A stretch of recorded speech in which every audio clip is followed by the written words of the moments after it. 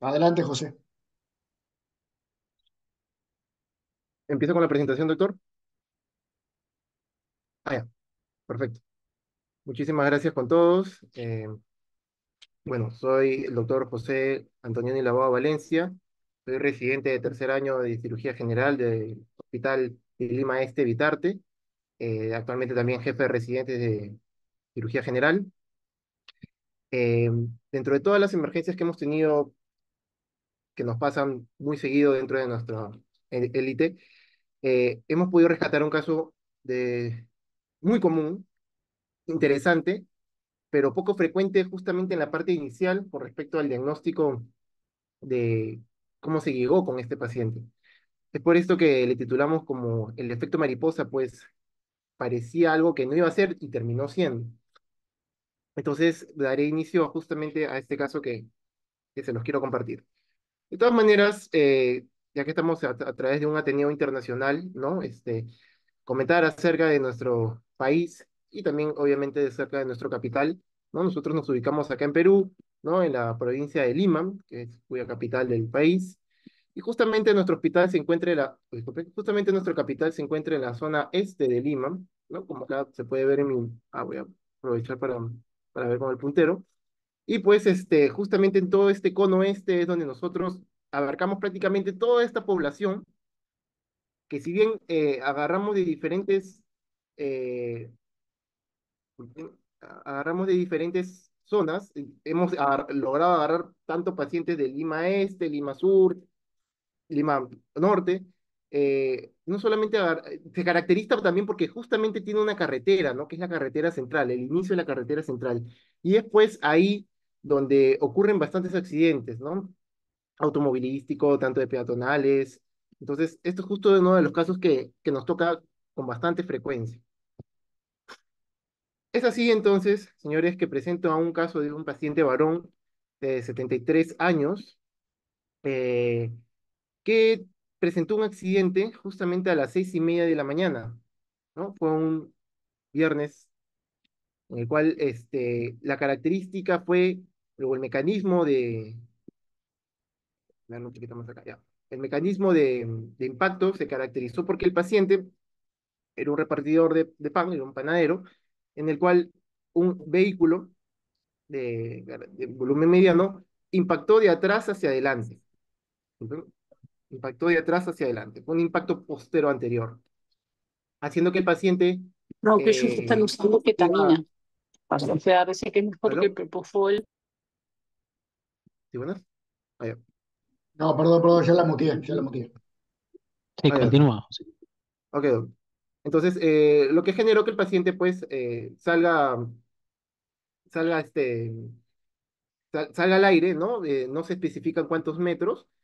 Y pues, en cuanto a la inspección, nosotros vimos que ya el paciente, ahora vamos a hablar en cuánto fue la distancia, ¿no? Pero justamente fue a esa hora el accidente. El paciente te caracterizó porque justamente había demorado aproximadamente 30 minutos de llegar del sitio de evento y traído por los familiares en compañía del serenazgo, ¿no? Es decir, el serenazgo municipal, con las heridas cubiertas y refiriendo que el paciente había tenido una pérdida de conocimiento de 10 minutos, según refirieron los testigos, y el paciente refería, pues, porque en el momento de que llega al hospital estaba en un Glasgow 15, prefería dolor en todo lo que era el cuerpo derecho, ¿no? En todo mi cuerpo derecho el paciente refería dolor. Y pues se veían lesiones evidentes. Que a la inspección pues se vieron lesiones escoriativas en mejilla derecha, en la parte de la frente derecha, con una equimosis periorbitaria del lado derecho. Y pues eso es lo que llamaba la atención al inicio, ¿no? En cuanto el paciente se fue instalando. Este es un mapa del Google Maps, ¿no? Donde se puede ver acá nuestro centro de salud, ¿no? Nuestro hospital, mejor dicho, ¿no? Hacia el lugar donde se encontraba el accidente. No, fíjense ustedes que este Google Maps agarró en un momento donde no había tráfico, ¿no? Pero como estamos hablando de un lugar bastante transitado, esto yo lo agarré un domingo de mañana, por decirlo así, ¿no? Un viernes de mañana es un lugar que puede durar hasta 30 minutos de distancia, ¿no? Que fue lo que prácticamente duró lo que el paciente llegó del accidente hacia nuestro lugar. ¿no? Ya en comunicación con el familiar, ¿no? Felizmente me logró brindar, ¿no? Algún tipo de evidencia para poder demostrar, ¿no? Cómo quedaron lo que tenía en ese momento el poder el paciente, ¿no? En este caso fue su bicicleta por donde hacía entrega de sus panes, ¿no? Y vemos que pues la parte posterior de ella estaba totalmente deformada, ¿no? Como lo comparamos con la parte anterior, ¿no? Entonces, más o menos, hagamos la idea de cómo el paciente ha podido haber estado, ¿no? O sea, definitivamente fue un impacto fuerte. Ahora, ¿no? Teniendo acá un modelo, nos vemos acá que todo el lado derecho del paciente estaba dolorido, ¿no? Le dolía desde la parte de la cabeza hasta la parte del miembro inferior, eh, dolor, que es lo que refería el paciente. Fíjense ustedes que acá está, con respecto a las funciones vitales, ¿no? El paciente llegó con una frecuencia cardíaca de 100 sobre 70 milímetros de mercurio, ¿no? Con una frecuencia cardíaca de 75 latidos por minuto, ¿no? Y en ese momento le sacamos un índice de shock que estaba en 0,75. Es decir, ¿no? Teniendo referencias que hasta 8 podría ser lo normal, otros dicen hasta 7, pues estábamos justamente hasta el punto medio, ¿no? Se comportaba como algo normal hasta en ese momento, ¿no? Llamaba la atención que el paciente sí tenía lesiones que generaban sangrado escaso a nivel de la frente y de parte del cuero cabelludo, por lo que fueron atendidos inmediatamente, fueron suturados en ese momento, ¿no? La vía aérea estaba permeable, el paciente te hablaba, ¿ya? Ventilaba espontáneamente, saturaba tanto 97%, y tiene una frecuencia respiratoria de 20 respiraciones por minuto, ¿no? En cuanto al examen físico eh, ampliado, vemos pues que el neurológico estaba en un Glasgow 15 sobre 15 y ya desde tórax hacia abajo no presentaba ninguna estigma que nos llamaba la atención para el momento. Es decir, no tenía ninguna equimosis, no tenía ninguna lesión excoriativa, ¿ven? No tenía ninguna lesión excoriativa, no tenía ninguna deformación, ¿no? Para ya más abajo hablar de la pelvis, no tenía ningún dolor, ninguna deformación. Tenía un dolor, eso sí, leve a la palpación en mi abdomen derecho, ¿no? Tenía un leve dolor, que no ofrecía resistencia hasta ese momento, pero como el paciente respiraba dolor en todo el lado derecho, pues de todas maneras se especificó eso en la historia clínica, que había un dolor en mi abdomen derecho, ¿no? Su temperatura de 37,1 y pues tenía definitivamente una limitación funcional con respecto a los rangos articulares del miembro superior derecho y del miembro inferior derecho. Entonces, eso es lo que pudimos ver en un estado inicial con respecto a la evaluación del paciente. No sé, doctor, si hasta acá se quiere hacer alguna... ah, Perfecto, José. Bueno, en primer lugar te quiero felicitar por cómo viene este caso, porque viene muy bien, y te agradecerte porque nos pintaste una panorámica de dónde se sitúa, el contexto donde se sitúa, ver la ciudad de Lima desde arriba, la panorámica donde está el hospital, el área, eso es bien importante porque tiene que ver con los tiempos de traslado, todas esas cosas que vos consideraste. Así que vamos a dar la palabra en la sala a todos aquellos que quieran ir participando y haciendo consideraciones en esta parte de la presentación. Pablo, De lo poco que conozco de Lima, si es el vehículo con el cual está circulando, es una locura. El tránsito es muy intenso, no sé si están de acuerdo ustedes. El vehículo hay que hacerse visible en el medio del tránsito ese, y con ese vehículo me refiero que no tiene ninguna señalización en la bicicleta, como le llamamos nosotros a ese birrodado. No sé si tenía casco el paciente puesto, pienso que no, el doctor ya me está diciendo, así que las condiciones bastante precarias de circulación, y siempre nos enseñan que hay que hacerse visible tanto en un birrodado, sea bicicleta o moto, para un poco minimizar este tipo de accidentes. Lo otro, que el traumatismo, de acuerdo a la deformación de la rueda posterior, fue bastante bajo el impacto inicial, se ve. Probablemente no haya impactado directamente en el cuerpo de él, sino que fue sobre la rueda que la deformó, y de ese modo hay como una doble cinemática. Uno, al ser impactado de atrás, hay como una hiperextensión de todo el cuerpo, y después sale despedido, y ahí seguramente fue donde impactó y perdió el conocimiento probablemente por una conmoción que hizo, pues después lo recuperó rápidamente. No sé si vamos llevándola el razonamiento. No conozco, no entendí mucho en qué condiciones fue trasladado el paciente, si tuvo alguna fijación cervical, si lo pusieron en una, en No, lo una, ¿qué trasladó tipo la de familia, piso? Pablo. Lo trasladó la ¿Eh? familia. La familia lo trasladó, dijo José. Ah, perdón, no escuché. Así que luego de esa hiperextensión y que salió despedido, las condiciones como fue trasladado no fueron las ideales para la parte cérvico-raquídea. Así que bueno, eso es un poco analizando la primera etapa.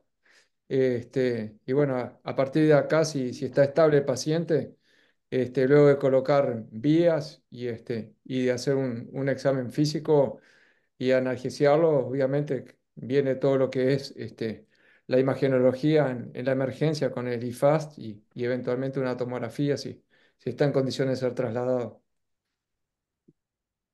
Gracias, Pablo. Guillermo.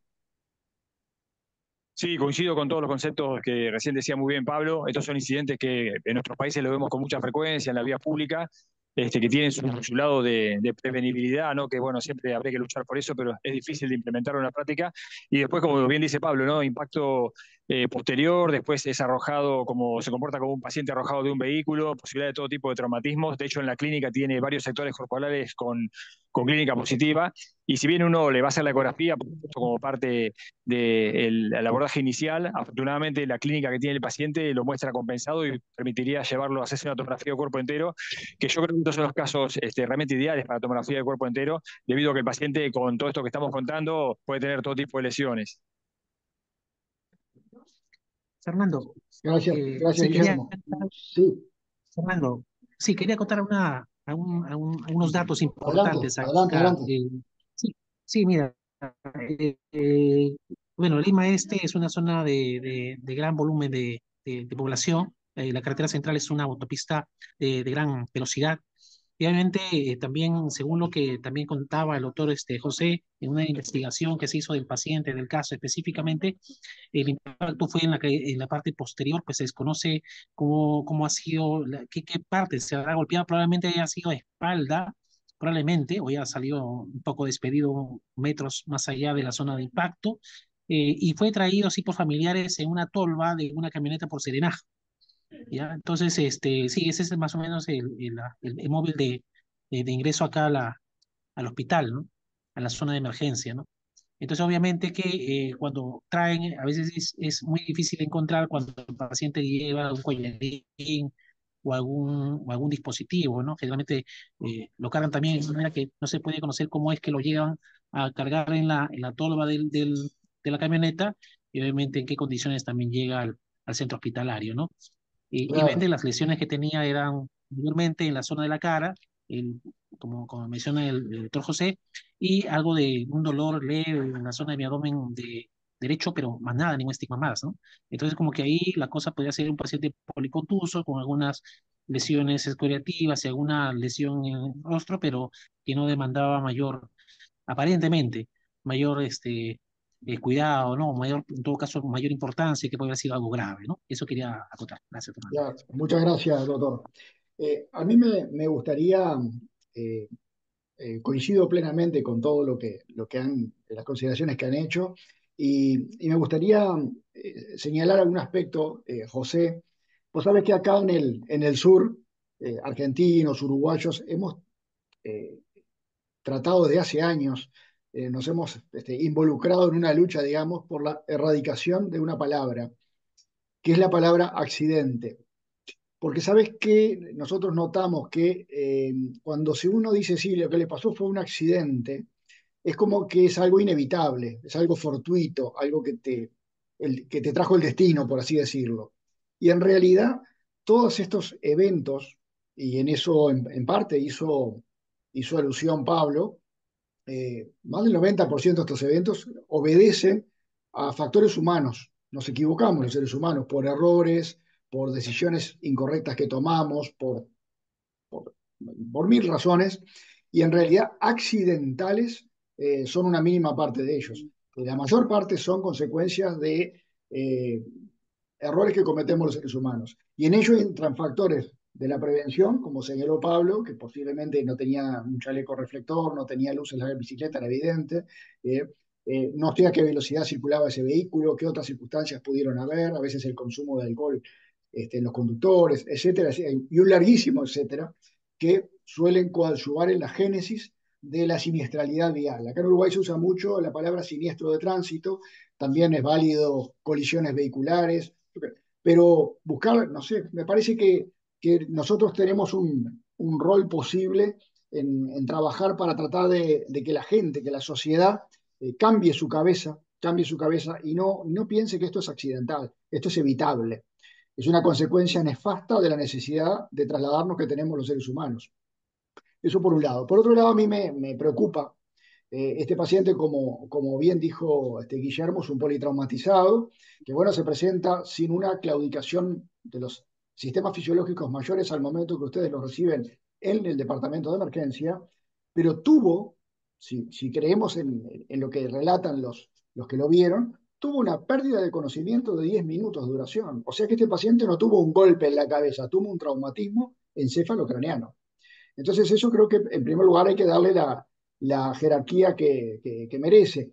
Como dice Pablo, ¿puede ser una concusión encefálica? Sí, puede ser, pero a los 73 años realmente puede tener otras lesiones. Y yo me pregunto, este paciente que ahora tiene, esta pregunta surgió ahí en el chat, no sé si ya la respondieron, 75 latidos por minuto, si no está beta bloqueado a los 73 años, este, para no engañarnos con esta estabilidad hemodinámica inicial, que no sea cosa que esté enmascarado por fármacos que el paciente recibe. Capaz que no, nada que ver y realmente está estable.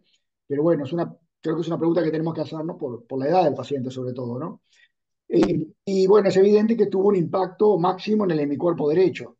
Y de hecho denota que, bueno, a nivel del miembro inferior, y tiene un dolor en el hemiabdomen derecho.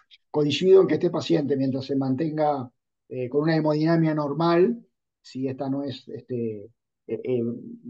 resultado de que tenga drogas que no permiten la taquicardia, sino que realmente es una hemodinamia normal, coincido en que es un paciente que merece un estudio imagenológico completo, pero podríamos empezar en el área de reanimación con una ecografía, junto a la cama del enfermo, ¿verdad? Un FAST abdominal, un IFAS extendido mejor, y yo luego lo llevaría al tomógrafo, ¿sí? Coincido plenamente, para un estudio, un ataque completo. José, adelante. Gracias, doctor. Muchísimas gracias por este panel de discusión. Definitivamente, pues, todo lo que se ha discutido hasta el momento también se pensó durante la guardia y, y planteamos bastantes posibilidades y efectivamente, pues, posteriormente al examen físico nos basamos también en lo que teníamos que hacer definitivamente con lo que contábamos de herramientas en nuestro hospital. Fue así que, como bien lo dijo usted, doctor, empezamos a hacerle una ecografía FAST. Bien, mi persona misma lo hizo en ese momento, ¿no? Vimos que prácticamente 8 minutos después de que llegó, después del examen físico, al momento en cavidad no encontramos, o por lo menos no visualizamos líquido libre, ¿no? Acá justo estábamos viendo el espacio hepatorrenal de Morrison, todo limpio, el espleno renal también, el fondo de saco también, y pues aparentemente ahí salió normal. Pero como el paciente ya habíamos visto, estaba en su momento laboral, no tenía ningún antecedente de haber sido alcoholismo, sí llamaba la atención obviamente, pues que es un paciente senil, es un paciente geriátrico, ¿no? Entonces, eh, no nos ayudaba mucho con respecto a los síntomas, le tomamos un AGA, ¿no? Y carambas, nos dimos la sorpresa de que nos salió un lactato de 3.1, ¿no? Entonces, acá está mi flecha, 3.1.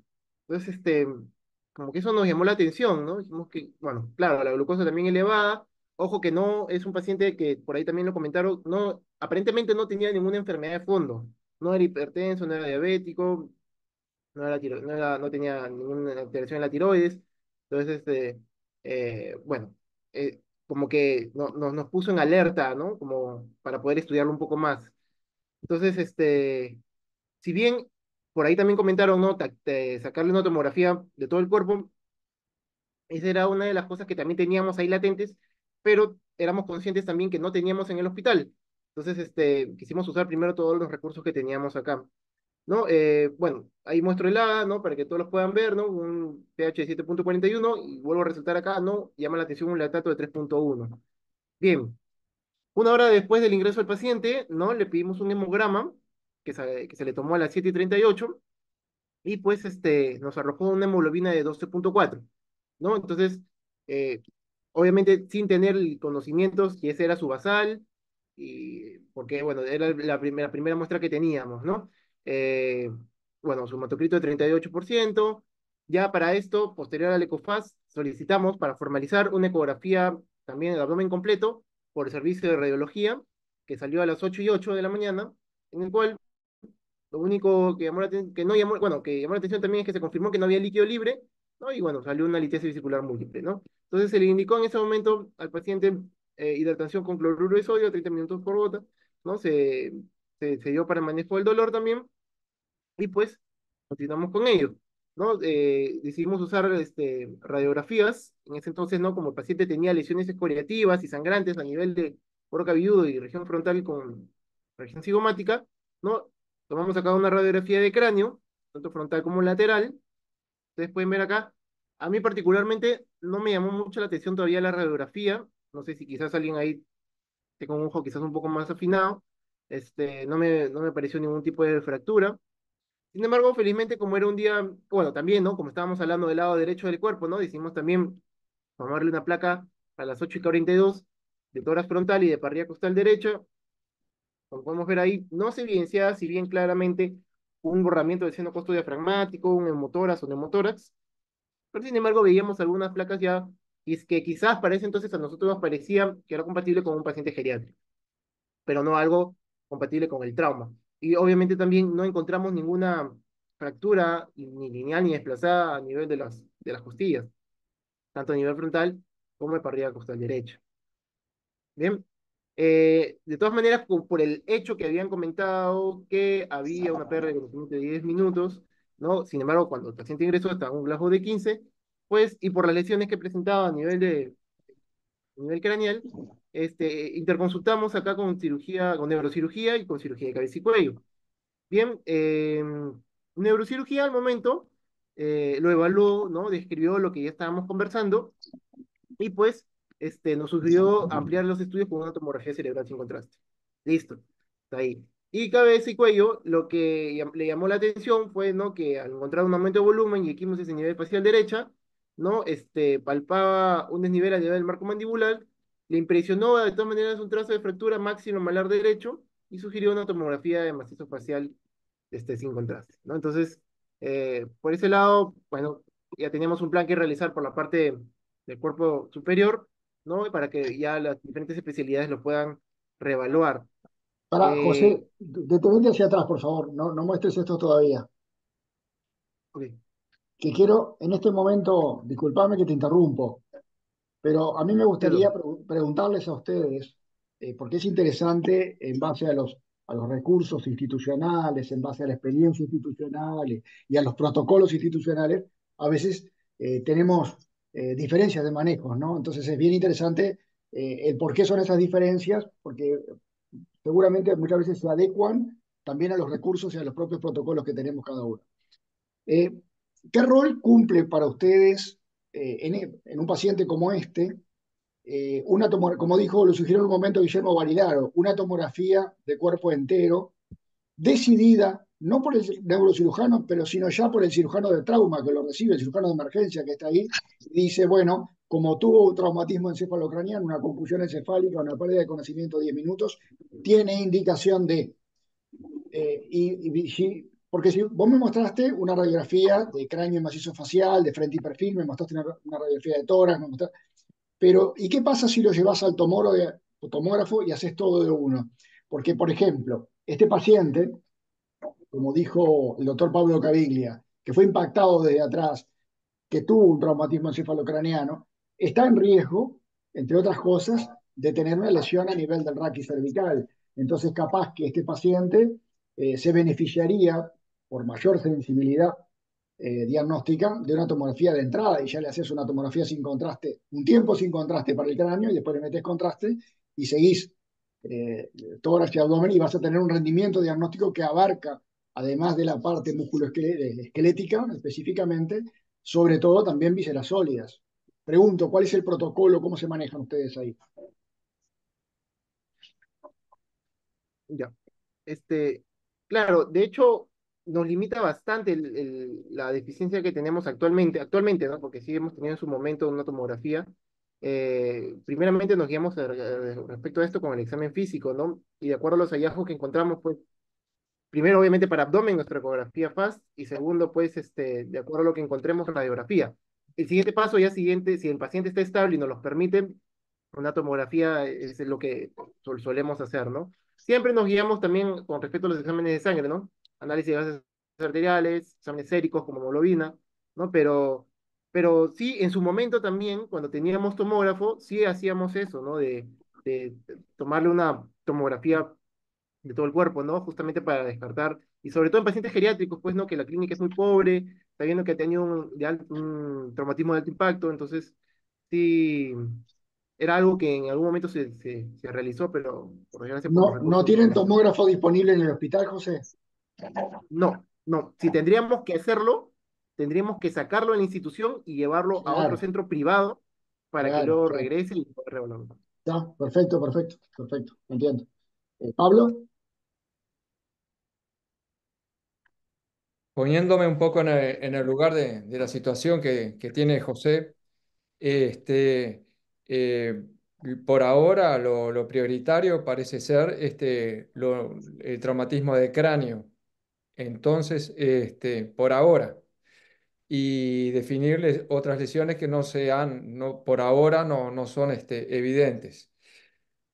Entonces, preocupa, por ejemplo, que no se nos vaya a deprimir este paciente en la evolución y nos quedemos sin pacientes o que traslademos un paciente totalmente inestable a hacer un estudio y eventualmente un tratamiento neuroquirúrgico de una lesión ocupante cerebral encefálica. Llamemos, por ejemplo, un hematoma subdural.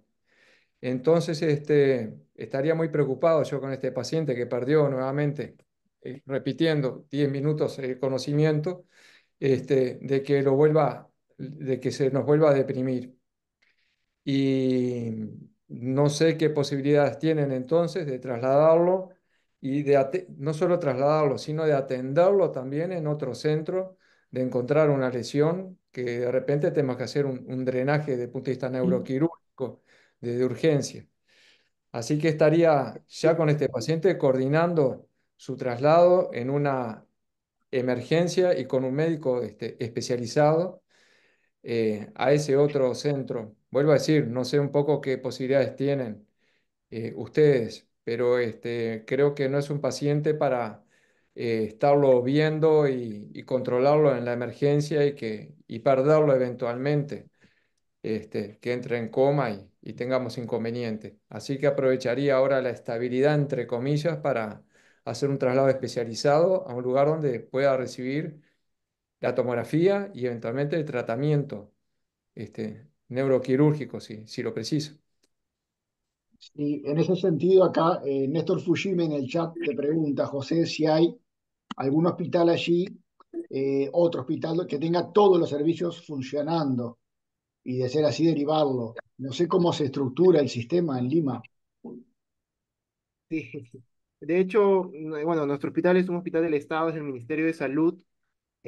Justamente varios de estos hospitales de Lima Este carecen de tomografía.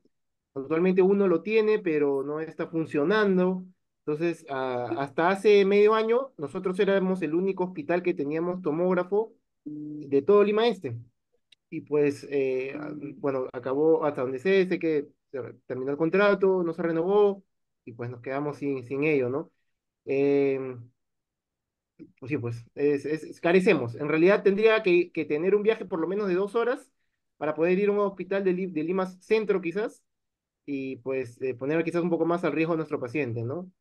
Entonces, sí, así se pinta Entiendo, la realidad todavía. entiendo, entiendo. Bien, adelante entonces. Ok, doctor, gracias. Muy bien. Entonces, acá, perfecto.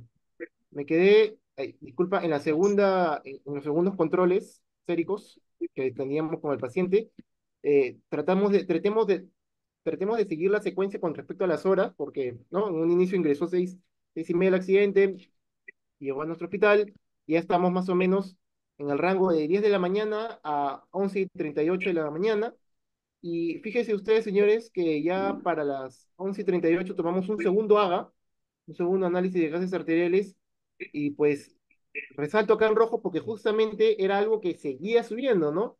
Teníamos un lactato que nos llevó en 3 y algo, y actualmente nos aumentó un lactato a 5,7, ¿no? La glucosa seguía elevada, ¿no? El pH, bueno, todavía está en 7,43, no se tornaba nada acidótico, el calcio también, pero ese lactato nos seguimos preguntando, algo está pasando que no sabemos exactamente de dónde viene, ¿no? El paciente obviamente estaba en monitoreo constante, vimos que en ese momento tenía una frecuencia cardíaca en 80, una presión arterial 100/66, natural 97, frecuencia respiratoria en 20 y lago en 15. Entonces, volvimos a repetir justamente otra ecografía abdominal completa por el servicio de radiología. Esta sería la tercera ecografía. Bien, y vemos pues que también efectivamente no encontró líquido libre en cavidad al momento de su estudio. Y tomamos una hemoglobina control, estaba en 12,1. Entonces, era un paciente que sí, definitivamente necesitaba más estudios, ¿no? Eso sí, definitivamente, pero lo mantuvimos todavía en observación, ¿no? A ver qué es lo que estaba pasando. Bueno, ya debatimos más o menos esto. Ya, fue así que para las 15 horas nos vimos obligados, definitivamente, pues, a tratar de ya gestionar una referencia para un tomógrafo, una tomografía que se encontraba más o menos a 30 minutos de distancia, ya entre ida y vuelta, ¿no? Se le tomó tanto cerebral, de macizo facial y abdominal, ¿no? Porque definitivamente, pues, retroperitoneo nosotros no estábamos evaluando mucho, ya que la ecografía no es el estudio ideal para ello, ¿no? Eh, el paciente definitivamente hasta el momento estaba estable, ya, eso también nos puso también en hacer ese atrevimiento, en llevarlo a una tomografía, y pues obviamente pues el paciente iba a estar a cargo de una unidad, una enfermera y un médico en el traslado, ¿no? Entonces, aquí voy a producir la tomografía, y supongo que estaremos con la discusión del caso. Bien, vemos nosotros que estamos ya bajando por la parte pero del tórax, entramos acá, región del hígado, vemos que hay líquido libre perihepático. Voy a retroceder otra vez. Acá corre un poquito rápido. Ya. Vemos nuevamente que acá en el parénquima hepático vemos alrededor líquido libre. Bien, creo que por el brillo no se nota mucho. Voy a dejar producir. ¿Está? Miren que para los segmentos posteriores, por acá, vamos a ver un aumento de la heterogenicidad del parénquima hepático. Usualmente no debe ver. Bien, por lo menos el tubo digestivo está indemne, pero vemos que si seguimos insistiendo en esto, ¿no? Entonces ya nuestro paradigma está totalmente ya un poco más dirigido, y definitivamente algo estaba pasando en el hígado, ¿no? No sé si atreverme todavía a hablar un poco más o quizás discutir un poquito con los asistentes conectados. Lo puedo producir otra vez para que se pueda ver, quizás. Sí, alguno de los Sí, asistentes a la sala quiere hacer algún comentario, algún aporte.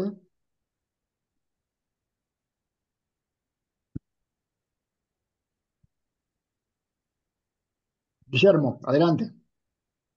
Sí, bueno, preocupa lo que parece ser una extracción de contraste vascular, ¿no? En la parte posterolateral del lóbulo derecho del hígado, que de pronto si el paciente está, como lo hemos visto, estar acompensado en un lugar que tuviera todos los recursos, sería un excelente candidato para intentar una radiografía de embolización. Pero bueno, eso es nuestro medio, y eso, por ejemplo, en el hospital donde nosotros trabajamos también, a nosotros nos llevaría a una cirugía, porque al no poder disponer de un método mini invasivo, esto es algo que puede transformarse justamente en un sangrado más importante y descompensar al paciente, más todavía en un paciente de esta edad con menores reservas. Entonces, en este caso en particular, preocuparía la necesidad de una intervención para este paciente.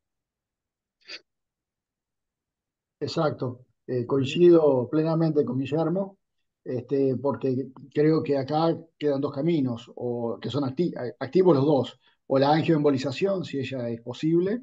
Y si no, yo creo que en un paciente que fisiológicamente nos viene mostrando un deterioro progresivo, no por lo que medimos en presión arterial o frecuencia cardíaca, sino porque tiene claramente una hipoperfusión periférica creciente, con el lactato que va aumentando, creo que tiene indicación de la parotomía y abordaje del CIO si no hay posibilidad de angioembolización. Pablo. Que yo no interpretaría solamente o me gustaría descartar otras lesiones, además de esta que es muy evidente, como causa de ese lactato en ascenso. Por el mecanismo justamente de traumatismo, ya hemos visto en varias presentaciones y casos desgarros mesentéricos con isquemias intestinales que no son evidentes durante ni en la clínica ni en la tomografía.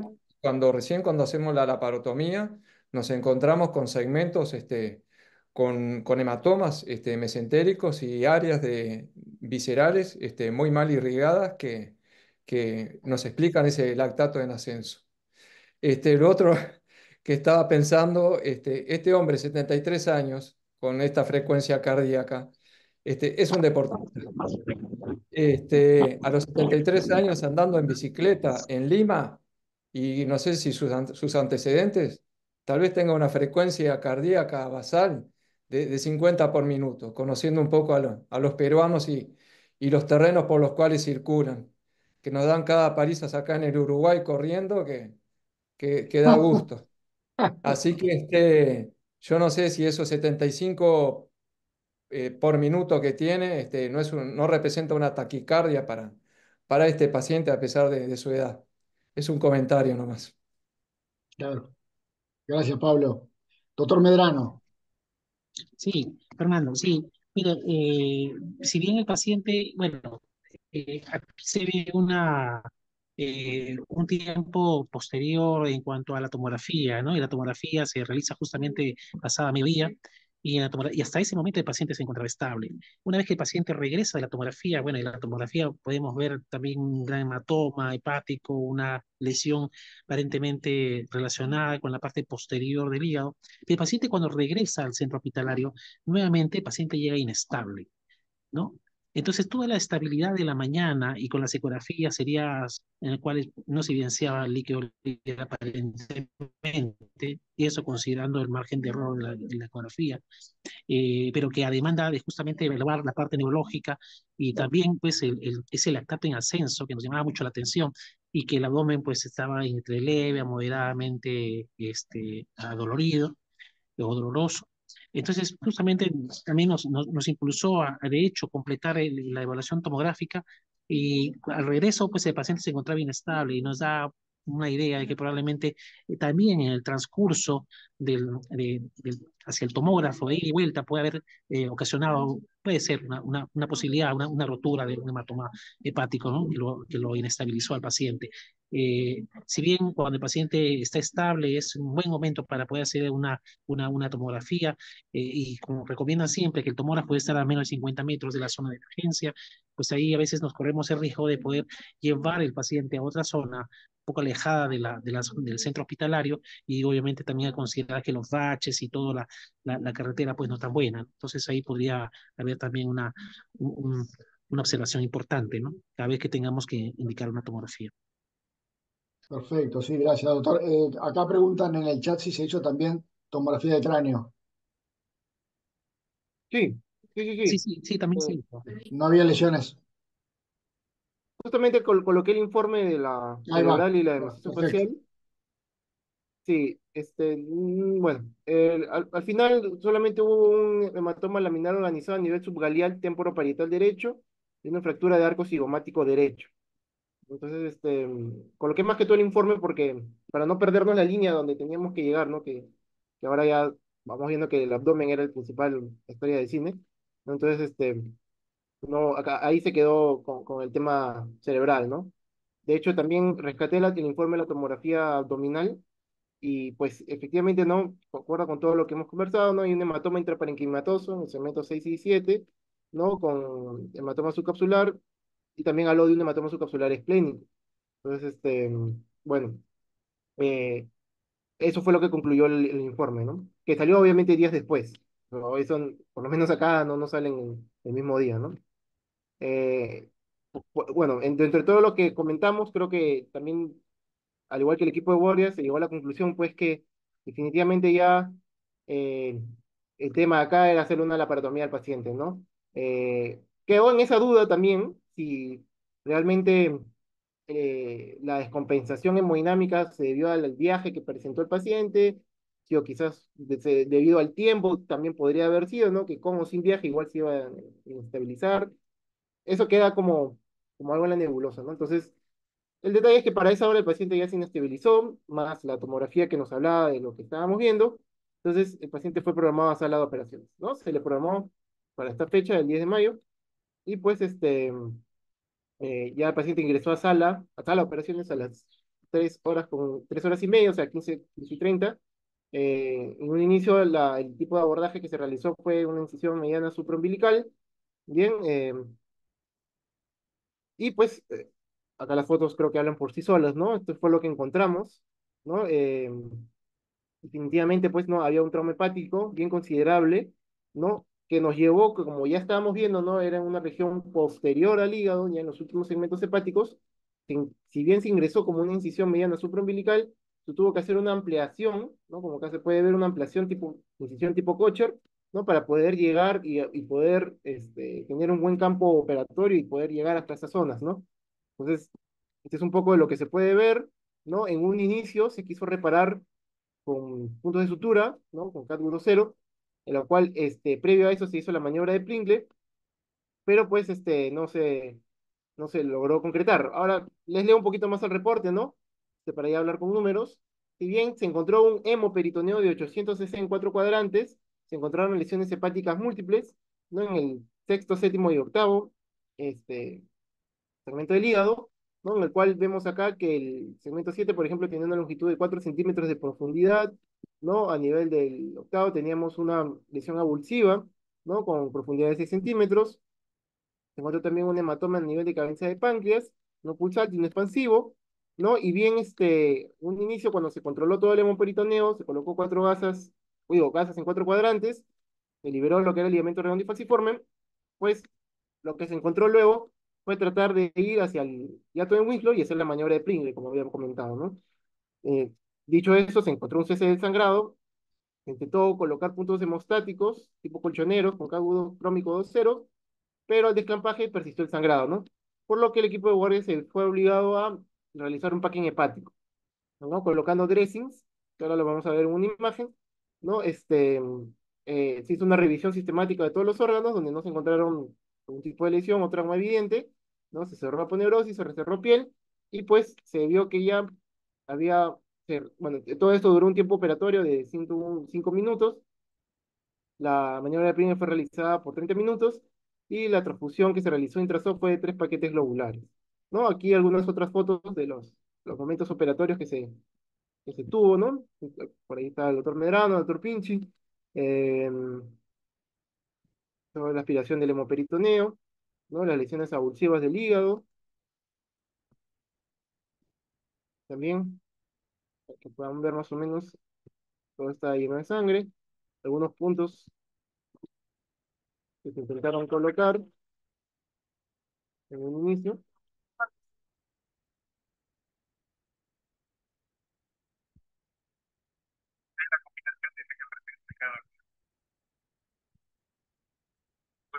En ese momento el paciente estaba con maniobra de Plinger para evitar tener un buen punto hemostático. Por acá también, ¿no? Se hacía aspiración, liberación Roma, ¿no? Para poder hacer liberación del pedúnculo hepático.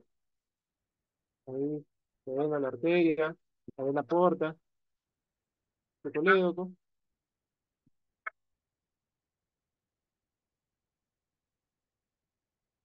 Bien, este es un dibujo, ¿no? Cargo reciente a cargo que fue como concluyó esa cirugía, ¿no? Con packing hepático, con 4 dressing arriba, 2 dressing abajo y un dressing a la región lateral, ¿no? Esto es más o menos lo que se encontró. Hasta ahí quizás algún tipo de discusión, doctor, o continúo. me gustaría hacerte algunas preguntas, José. Bien Sí, interesante el doctor. caso. Eh, a mí siempre que se habla del trauma hepático me acuerdo de una frase con la cual encabeza Kenneth Mattox el capítulo de trauma hepático en Top Knife, un libro clásico de trauma de él, que es, recuerde que cuando usted se enfrenta a un hígado lesionado, se está enfrentando a un guerrero ninja enfurecido. Porque realmente es así, uno no sabe con lo que se va a encontrar, con el grado de lesión que se va a encontrar y realmente se nos puede venir la noche en el trauma hepático de una gravedad tal que se puede llegar a morir en la mesa de operaciones, ¿no? Eh, Acá es bien interesante el caso que ustedes presentan porque de la valoración tomográfica y de lo que tú me estás contando, el sangrado cesaba con la maniobra de Pringle. Uno piensa que obviamente el sangrado está alimentado fundamentalmente por el pedículo aferente del hígado, es decir, por el pedículo portal, sangrado de tipo de origen arterial o venoso portal, pero es un sangrado del pedículo aferente, que eso ya por lo menos nos aleja de las tan temidas lesiones de las suprahepáticas, ni que hablar, y ni que hablar de la encrucijada cabo suprahepática, que son lesiones realmente temibles, ¿verdad? Para su manejo intraoperatorio. Eh, Ustedes intentaron, por lo que yo entendí, unos puntos hemostáticos que no dieron mucho resultado, entonces lo empaquetaron. La pregunta es, una vez que hicieron el packing, ese packing quedó blanco, no se tiñó nuevamente de sangre, Ah, ya. Sí, quedó blanco. Quedó quedó blanco. O blanco, sea, bien. el sangrado se dio. Ujú. Eso les permitía a ustedes entonces tomar la decisión de abandonar la cirugía. Ahora la pregunta es, ¿por qué lo cerraron al abdomen y no le dejaron un cierre abdominal temporario? Ah, ya. Ya. Buena pregunta. Te Definitivamente, lo, te bueno, lo es digo al lo que revés, te lo normalmente voy a decir al hacemos. revés, José. ¿Por qué yo le hubiera dejado el abdomen un cierre abierto, un cierre abdominal temporario? Primero porque voy a tener que reentrar, ya sé, porque tiene un packing hepático, o sea que lo voy a tener que reexplorar. Ese packing hepático no va a permanecer más de 48 horas. Segundo, porque al tener un packing hepático hay un riesgo de desarrollo de hipertensión abdominal y eventualmente de síndrome compartimental abdominal, en el cual un deterioro hemodinámico capaz que me confunde si este enfermo está sangrando o está desarrollando un síndrome compartimental, se me hace difícil evaluarlo. Eh, Me parece que este enfermo sería un candidato ideal porque además acorto los tiempos quirúrgicos porque es un enfermo que venía subiendo el lactato. Está bien que no era para una cirugía de control de daños, estaba bastante compensado, pero bueno, acortamos los tiempos quirúrgicos, un enfermo de 73 años. Me parece que por todas esas razones, yo honestamente creo que le hubiera dejado un cierre abdominal temporario, un abdomen abierto y contenido casero, ¿no? Nosotros no tenemos acá dispositivos comerciales.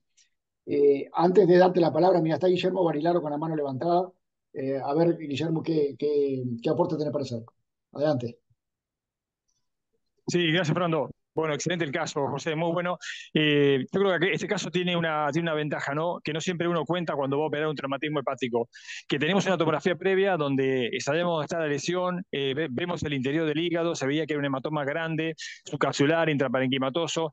Ya de entrada parecía que iba a ser algo difícil de resolver con una cirugía con medidas técnicas convencionales. O sea, se perfilaba que iba a ser para un control de daños, para un packing perihepático. Entonces, uno de pronto lo aborda ya con esa mentalidad y por ahí no intenta maniobras previas o intermedias que podrían hacerlo sangrar más. A eso se refería Fernando con lo de tener conductas defensivas y de pronto no ser demasiado agresivo con un guerrero ninja, como decía que era Kenneth Mattox, el hígado lesionado.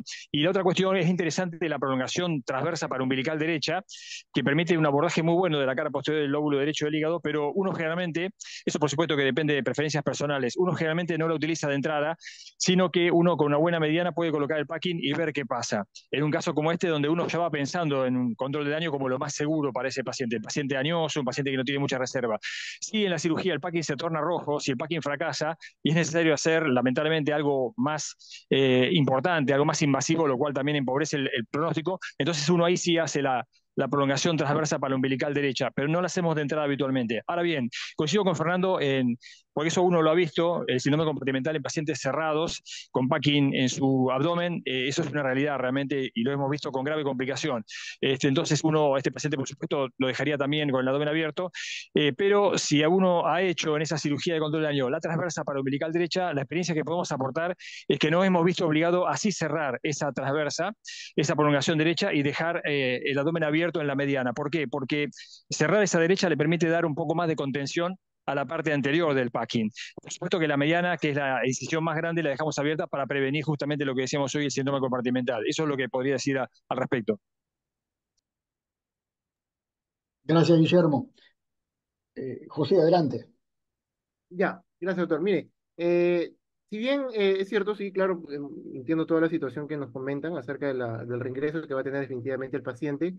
eh, Acá, más que, por lo menos acá en nuestra escuela, solemos cerrar la pared abdominal, sobre todo cuando el abdomen en teoría está limpio, ¿no? O sea, por lo menos no ha habido lesión colónica, lesión intestinal. eh, sí, nos toma un poco más de tiempo cerrar todo lo que es aponeurosis piel. En algunos casos solamente cerramos espesor dérmico, pero en este caso el equipo quirúrgico decidió cerrar todo, ¿no? Obviamente todos tenemos conocimiento que el paciente va a reingresar prontamente, ¿no? Pero esa fue la, la decisión, ¿no? Que se tomó en ese momento. Está bien, José. Doctor Medrano.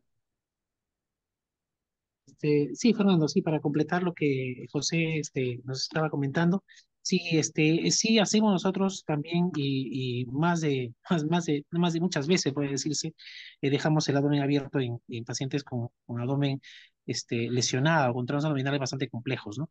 Y en este caso en específico, no decidimos dejarlo abierto con bolsa de Bogotá, como solemos hacer, sino que nos permitió, de hecho, tomar la decisión de cerrarlo, ya que los tiempos de retiro de packing son muy cortos acá, o por lo menos dentro de lo que está especificado, más o menos 36 horas, no más de 48 horas para retiro del packing. Obviamente les medimos siempre la presión intraabdominal en UCI y nosotros verificamos justamente ello cuando más bien pensamos que existe una contaminación y vemos que existe una contaminación intraabdominal por alguna lesión asociada. Es ahí o de repente un hematoma retroperitoneal podemos nosotros decidimos dejar el abdomen con bolsa de Bogotá, ¿no? Pero en este caso en específico planteamos que el retiro podía ser en un tiempo no más allá de las 48 horas y bueno, decidimos hacerle el cierre temporal, ¿no? Muy bien, gracias, Johan. Una pregunta, ¿y por qué usan ustedes Bolsa Bogotá y no sistema de Barker, tipo vacuum packing?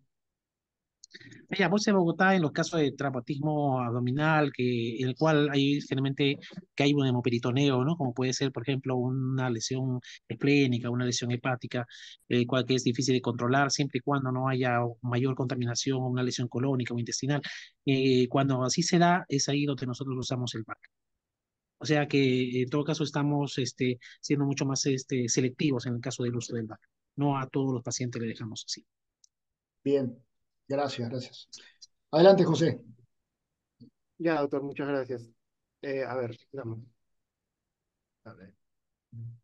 Bien, entonces ya para las 19 horas con 10 minutos, el paciente posterior a la intervención quirúrgica es evaluado por el equipo de unidad de cuidados intensivos, ¿no? Y bueno, le da pase porque el paciente ya estaba iniciando con apoyo de vasopresores, ¿no? Inició con la epinefrina 9 cc por hora, por un catéter periférico en vena yugular externa, y se plantea también la posibilidad de un catéter venoso central a nivel femoral derecho, una cual se le coloca para tener mayor compensación del paciente. Entonces el paciente fue pasado a UCI de manera compensada con vasopresores.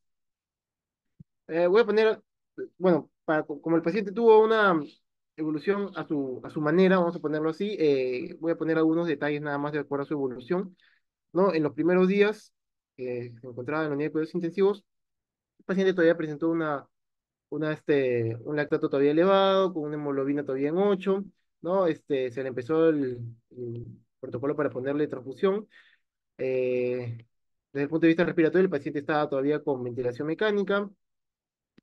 Desde el punto de vista quirúrgico, todavía ya acá se encontraba en sus día 2 de packing hepático, ¿no? Entonces, se sugirió acá para que ya este, se se mejore el tema de la coagulopatía para poder ya reingresar para el día siguiente, ¿no? Y desde el tema de gusto nutricional se sugirió ya que quizás podía iniciar nutrición trófica a través de sonda nasogástrica. Bien, durante tu estancia acá, este es solamente la repetición, disculpen. Quería que puedan ver ustedes, ¿no? Cómo estaba la herida, ¿no? La herida estaba acá afrontada a nivel del espesor dérmico, también por la parte de la anestesión de Kocher.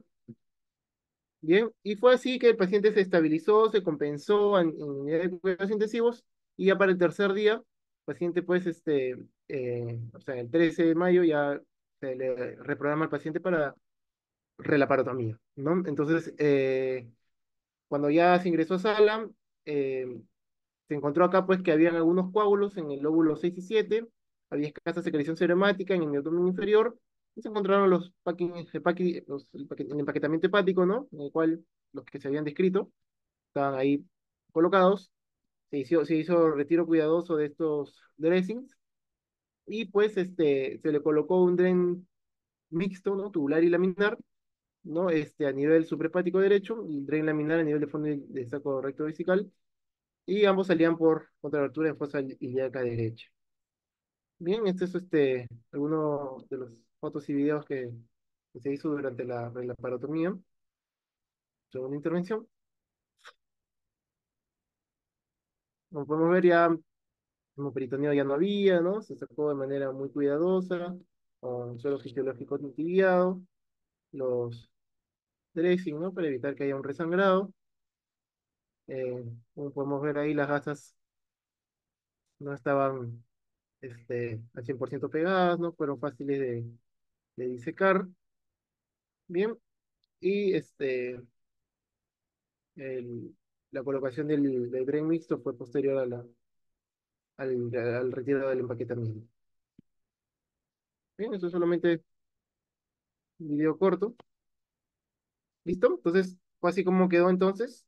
Nuestro paciente, ¿no? Se cerró la pared por planos y se le colocó el dren, ¿no?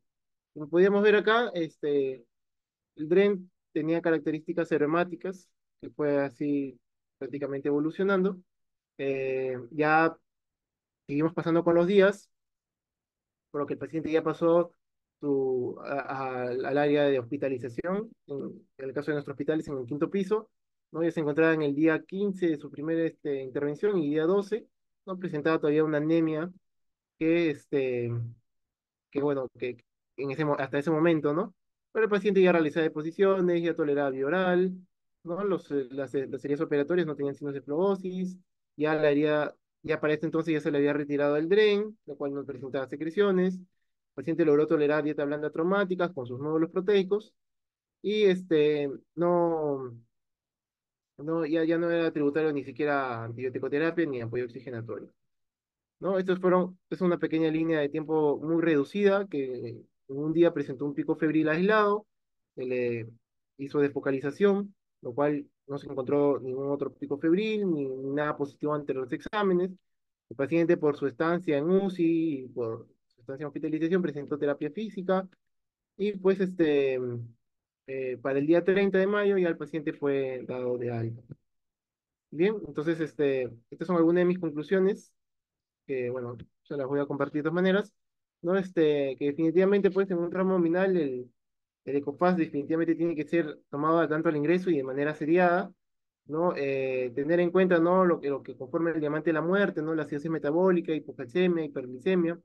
También, aparte de ello, el lactato y el déficit de base, ¿no? Que justamente en este caso yo resalté que el lactato fue algo que estuvo elevado, tanto de inicio y progresivamente, a la vez que igual con la hiperglicemia, ¿no? Estos pacientes que a veces no tienen clínica y que no te cuentan, ¿no? Si es que tienen o no frío, pues tienden a tener hipotermia, ¿no? Entonces tenemos que siempre tener mantas térmicas para evitar eso, para que no nos lleguen a la coagulopatía, ¿no? El estudio cefalocaudal, buscando estigmas, es algo que no debemos dejar de hacer, ¿no? Y tener justamente siempre, en este caso, sobre todo en pacientes de 70 y tantos años, ¿no? El tramo en geriatría, ¿no? Entonces, ¿por qué? Porque dan poca clínica, ¿no? Y tenemos que basarnos justamente más en los exámenes auxiliares para poder llegar a algún diagnóstico, ¿no? En este caso, siempre tener en cuenta la tomografía abdominal con contraste, ¿no? Si es que tenemos algún tipo de sospecha, y mientras el paciente se mantenga y curse estable, ¿no? Y los controles séricos de hemoglobina también nos van a sumar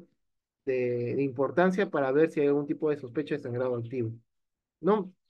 Algo rápido nada más para poder hacer una pequeña discusión final, ¿no? De lo que son las clasificaciones de trauma hepático, no tanto de la WES. Y acá, pues, un, un pequeño cachito de lo que somos nosotros, ¿no?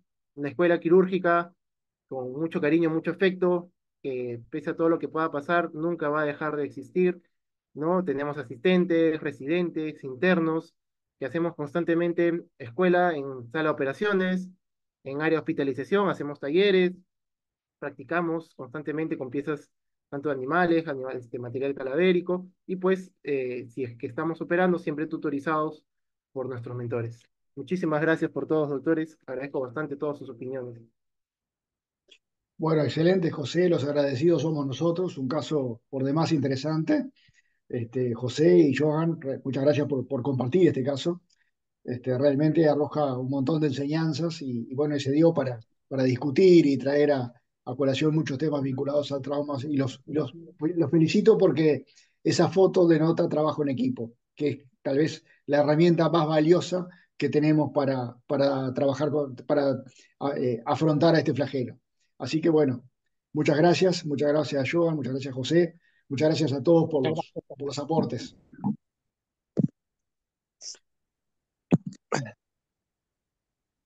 Que pasen muy bien. Gracias. Gracias, Fernando. Gracias. Todos, excelente caso. Felicitaciones, José. Gracias, muchas gracias.